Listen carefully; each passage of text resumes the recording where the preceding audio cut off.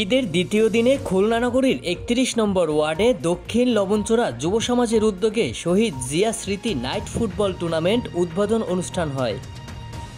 অনুষ্ঠানে খুলনা নগরীর ৩১ নম্বর ওয়ার্ডের কৃতি সন্তান খুলনা মহানগর যুবদলের যুগ্ম সাধারণ সম্পাদক নাজমুল হাসান নাসিম উপস্থিত ছিলেন।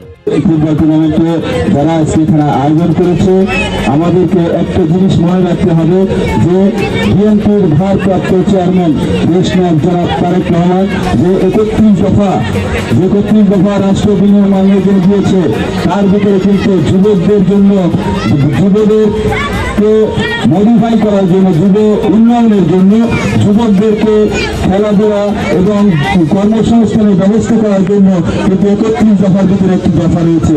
এটা কিন্তু যুব সমাজকে জানতে হবে যে বিএনপির ভারপ্রাপ্ত চেয়ারম্যান দেশনায়ক জনাব তারেক রহমান যে ৩১টি দফা দিয়েছে, তার ভিতরে কিন্তু যুবকদের জন্য যে দফাটি দিয়েছে, যুব উন্নয়নের মাধ্যমে যুবকদেরকে ট্রেনিং প্রাপ্ত করে তাদেরকে কর্মসংস্থানের ব্যবস্থা করার জন্য যে দফাটি দিয়েছে, এটা কিন্তু আমাদের জানতে হবে।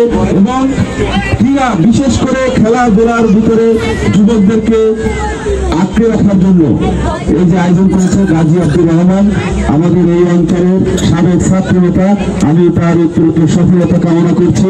গাজী আব্দুর রহমান এই অঞ্চলের যুবকদেরকে নিয়ে বিগত আন্দোলন সংগ্রামে আমাদের সঙ্গে রাজপথে ছিল, আমরা তার সফলতা কামনা করছি। এবং যুবকদেরকে মাদক মুক্ত রাখার জন্য ক্রীড়া একটি অন্যতম হাতিয়ার বলে আমি মনে করি। ৩১ নম্বর ওয়ার্ডের কৃতি সন্তান খুলনা মহানগর যুবদলের যুগ্ম সাধারণ সম্পাদক নাজমুল হাসান নাসিম বলেছে, মাদককে না বলি, ক্রিয়া সংগঠনকে চালু করি। এখানে যদি কেউ মাস্তানি করার চিন্তা ভাবনা থেকে থাকে, আসতে চলে যেতে পারে। কোনো প্রকার মারামারি, গ্যাঞ্জাম, কোনো কিছু সৃষ্টি করা ভাইচারা কেউ করবেন না। সুন্দর একটা প্রোগ্রাম আমরা উপহার দেখতে চাই।